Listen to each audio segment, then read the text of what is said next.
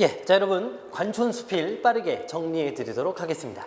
일단 이 작품은 8개의 소설이 하나의 제목 아래 묶여있는 연작 소설이죠. 그 중에 교과서에 소개된 부분은 일락서산이라는 부분입니다. 이 일락서산이라는 제목의 의미를 이해하는 게 중요한데, 일락, 해가 떨어진다는 뜻입니다. 서산은 서쪽 산이니까 해가 서쪽 산으로 떨어진다네, 해가 서쪽 산으로 진다네, 뭐 이런 뜻이거든요. 그런데 해가 진다는 게 무슨 뜻이냐, 화살표를 빼서 적어보시면 첫 번째는요, 전통의 몰락, 그러니까 원래 우리가 가지고 있었던 소중하고 아름다운 것들이 몰락해가는 과정을 비유하는 것이죠. 전통의 몰락. 두 번째는요, 그렇게 전통적인 모습이 사라지고 변해버린 고향, 변해버린 고향. 그러니까 전통이 몰락하고 고향이 변해버린 모습을 해가 진다네 서쪽으로 라는 작품의 소제목을 통해서도 확인할 수 있는 겁니다. 아시겠죠? 그래서 일단 일락서산이라는 그 소제목에 밑줄 그어두시고, 해가 서쪽으로 진다네, 그게 상징하는 게 뭐냐? 전통이 파괴되고 고향이 변한 모습입니다. 그리고 거기서 느껴지는 지은이, 아니죠, 주인공의 정서는 안타까움이고 아쉬움이죠.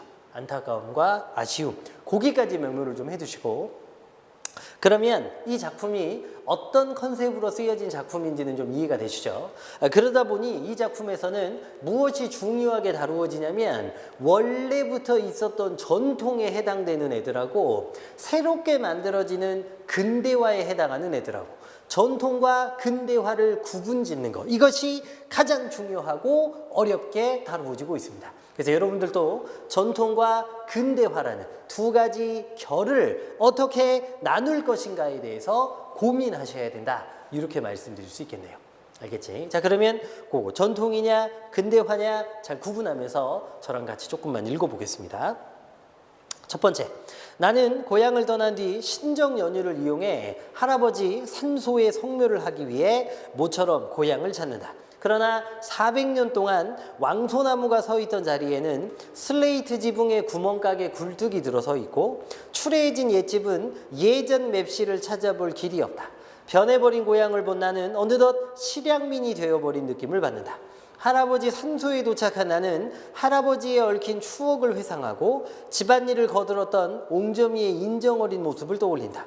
읍내로 돌아가며 나는 쓸쓸한 심정에 젖는다. 여기까지가 전체 줄거리입니다. 제가 처음에 기틀을 잡아드린 대로 전통이 파괴되고 고향이 변해가는 모습과 연결 지을 수 있겠죠. 자, 그러면 본격적으로 저희 교과서에 소개된 부분입니다.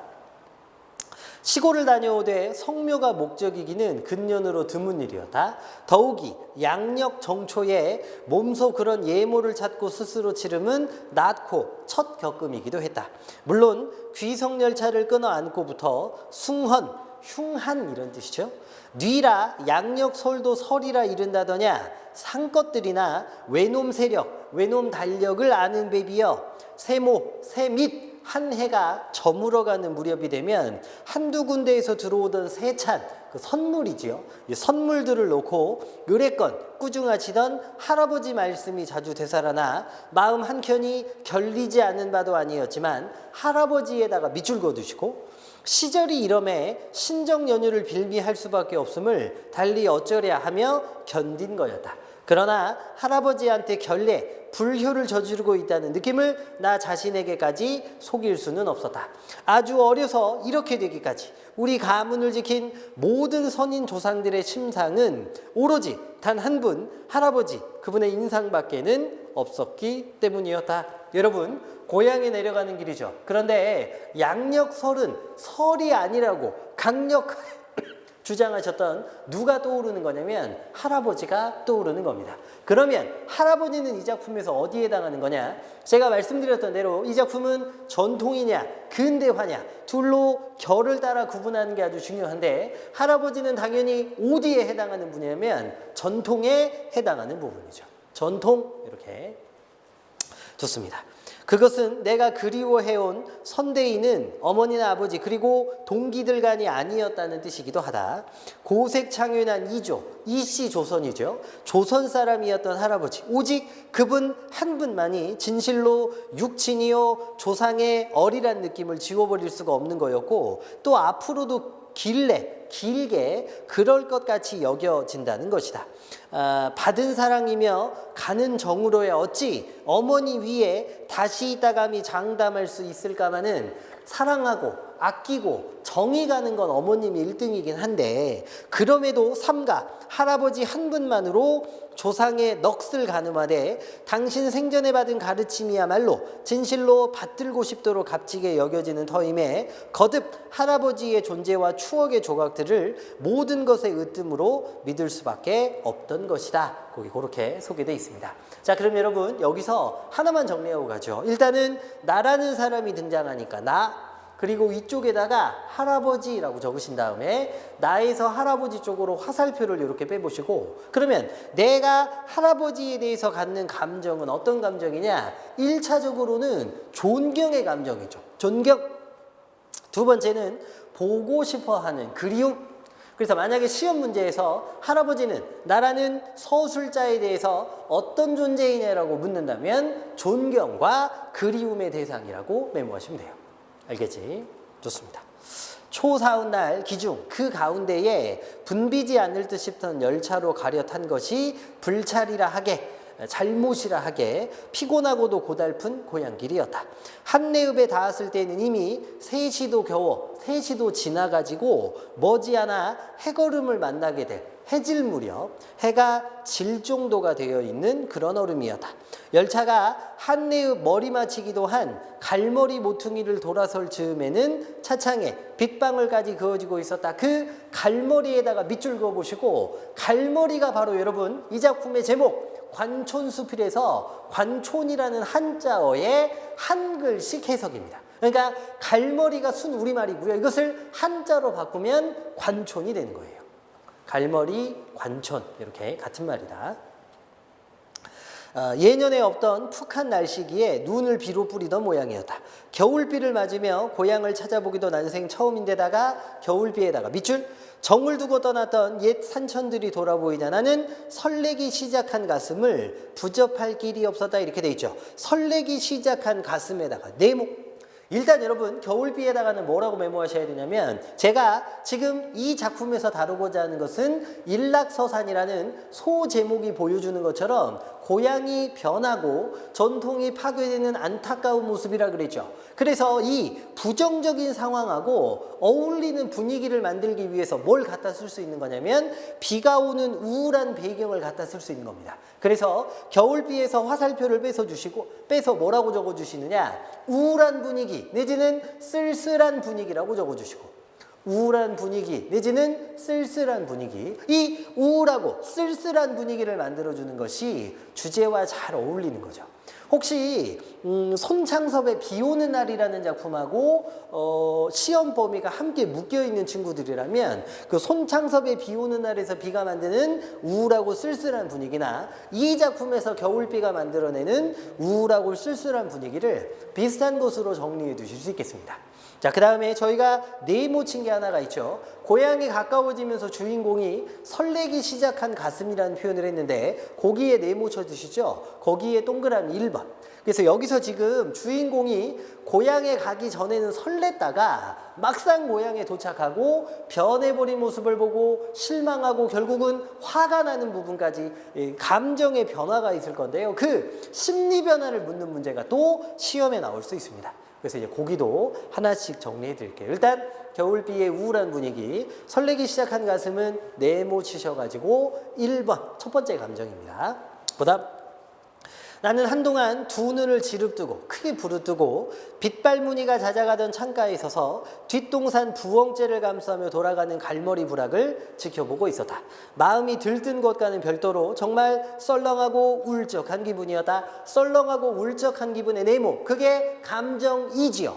분명히 설레였는데요. 고향에 도착하고 난 뒤부터는 감정이 안 좋아지기 시작하는 겁니다. 내 살과 뼈가 여문 아무리였건만 여문 마을이었건만 옛 모습을 제대로 지키고 있는 것이라고는 아무것도 없던 것이다. 자, 그 부분에서 변화가 아주 크다는 걸 알 수 있는데 변화가 심하다는 뜻의 한자성어로 일반적인 학교에서 가르치는 게 두 가지가 있어요. 첫 번째는 뭐냐면 상전벽해입니다. 상전벽해.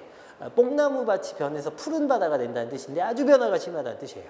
하나 더는 뭐가 있냐면 격세지감. 역시 큰 변화 앞에서 느껴지는 감정이 격세지감이죠. 격세지감. 그래서 상전벽해하고 격세지감이 제일 많이 나오니까요. 메모해 두셔야 됩니다. 옛 모습으로 남아난 것이 저토록 귀할 수 있을까? 그 중에서도 맨 먼저 가슴을 후려친 것은 왕소나무가 사라져버린 사실. 왕소나무에 밑줄 긋고 이것도 어디에 해당하는 거냐? 전통에 해당하는 쪽이에요. 왕소나무, 밑줄, 전통. 분명 왕소나무가 서 있던 자리에는 외양간만한 슬레이트 지붕의 구멍가게 굴뚝만이 꼴불견으로 뻗질러 서 있던 것이다. 슬레이트 지붕의 구멍가게 굴뚝에다가 밑줄. 여러분, 이 슬레이트 지붕이 바로 뭘 상징하느냐? 이것이 근대화. 지붕이 옛날과 변한 거잖아요. 산업화. 거기가 근대화나 산업화에 해당합니다. 일부 참고서는요, 그 부분에 문명이라는 말을 쓰기도 해요. 근대화, 산업화, 문명 이렇게 적어두시고 이 작품에서 전통에 해당하는 애들하고 근대화, 산업화, 문명에 해당하는 애들하고 이렇게 둘로 구분할 수 있어야 되니까 거기 잘 보셔야 됩니다. 그 다음에 꼴불견이라는 말을 세모로 바꿔주시고 이런 단어가 쓰였다는 것은 근대화나 산업화라는 단어를 어떻게 보는 거냐? 안 좋게 보는 거죠. 그래서 거기 비판적 내지는 부정적 내지는 냉소적 이렇게 적으세요. 부정적이고 비판적이고 냉소적이라고. 알겠지? 그 왕소나무 잎새에 누렁물이 들고 가지에 삭정이가 끼는 걸 보며 고향을 뜨고 13년 만이니 그럴만도 하겠다 싶긴 했지만 언제 베어다 켜서 버렸는지 흔적조차 남아있지 않은 현장을 목격하니 오장에서 불해가 끓어오지 않을 수 없던 것이다. 오장에서 불해가 끓어오르지 않을 수 없던 것에다가 네모치시고 이것이 감정 3번이 되죠. 감정 3. 화가 치밀어 오르는 겁니다. 변해버린 고향의 모습을 보고 400여 년에 걸친 그 허구한 풍상을 다 부대껴내고도 어느 소나무보다 푸르던 십장생의 으뜸다운 풍모로 마을을 지켜온 왕소나무가 아니었던가. 내가 7살 날 때 천자문을 떼고 책시시도 마친 어느 여름날 해설핀 석양으로 잊지 않고 있지만 나는 갯가 제방두까지 할아버지를 모시고 나와 온 마을을 쓸어 삼킬 듯이 쳐들어오던 바다 밀물을 구경한 적이 있었다. 댕기 물대새와 갈매기들의 울음소리가 석양노래 가득 떠있는 눈부신 바다를 구경했던 것이다. 여러분 7살 시절 과거를 회상하는 장면이 들어가 있죠. 방파제 곁으로 장항선 철로가 끝간데가 없고 여러분 장항선 철로에다가도 밑줄 그어보시면 철길이고 기차가 나오는 건데 이것은 전통적인 것이 아니라 신문물이지요. 거기도 근대화, 산업화, 문명에 해당합니다. 자, 그 다음 철로와 나란히 자갈마다 뽀얀 신장로는 모퉁이를 돌았는데 그 왕소나무는 철로와 신장로가 가장 가까이로 다가선 여러분 거기 쭉 밑줄 그어보시면 왕소나무는 철로와 신장로가 가장 가까이로 다가선 여기까지. 그럼 거기는 왕소나무하고 철로 신장로를 vs 대조적으로 그려주고 있는데 전통과 철로나 신장로 근대와 문명 두 가지가 함께 대조적으로 쓰인 부분이 되겠습니다. 전통과 문명의 대조가 쓰인 부분이다. 이렇게 잡목 한 그루 없이 잔디만 펼쳐진 평청주만 버동 위에서 400년이나 버텨왔던 것이다. 그날 할아버지는 장정 두 발로 꼭 내 아름이라던 왕소나무 밑동을 조심스럽게 어루만지며 이 애야 이 왕솔은 토정 이지함이라는 분이죠. 토정비결이라고 들어보셨나요? 예언가이자 재미있는 에피소드를 많이 남기신 분인데 이 토정 할아버지께서 짚고 가시던 지팽이를 꽂아 놓으셨는데 인양 잘한 게다 이렇게 소개되어 있습니다. 그래서 이것은 할아버지가 자기 집안의 아주 자랑스러운 조상인 토정 선생님과 관련된 소나무라고 이야기하는 거니까 거기에는 자부심이 드러나는 거죠. 자부심. 그쪽에 그 할아버지 말씀은 요 지팽이 앞으로 철마가 지나가거들랑 철마에다가 밑줄 철마가 뭔데? 기차. 그리고 걔도 근대화, 산업화, 문명에 해당하는 거지. 우리 한산 이씨 자손들은 이 고을에서 떠야 허리라고 하셨다는 게요. 그 말씀을 새겨들어 진작 타관사를 했더라면 요렇게 모진 세상은 안 만났을지도 모르는 것을 하던 말을 나는 여태껏 기억하고 있는 것이다. 여러분 참고로 회상 장면이 쓰였으니까 역순행적 구성이 쓰인 거지. 그것은 내가 왕소나무 내력에 대해서 최초로 들은 지식이었고 짚고 다니던 지팡이가 왕소나무가 되다니 토정이 2인 신기한 사람이며 기행, 신기한 행동이 많았다는 것은 토정 비교를 보는 자리 옆에서 이따금 들었으므로 할아버지가 외경스러워하던 모습이나 개탄이 무엇을 뜻하는지 알 듯도 했지만 그러나 솔직히 말해 그런 구전된 전설 따위는 고지 듣고 싶지 않았던 게 사실이었다. 그 왕소나무는 군 내에서 겨룰 데가 없던 백수 온갖 나무의 우두머리였고 그 나무는 이제 자취도 없이 사라져 버렸으며 나는 우리 가문의 선조 한 분 토정 이지암 선생이죠. 그분이 그토록 우려하고 경계했다던 그러나 이미 40년 전부터 장항선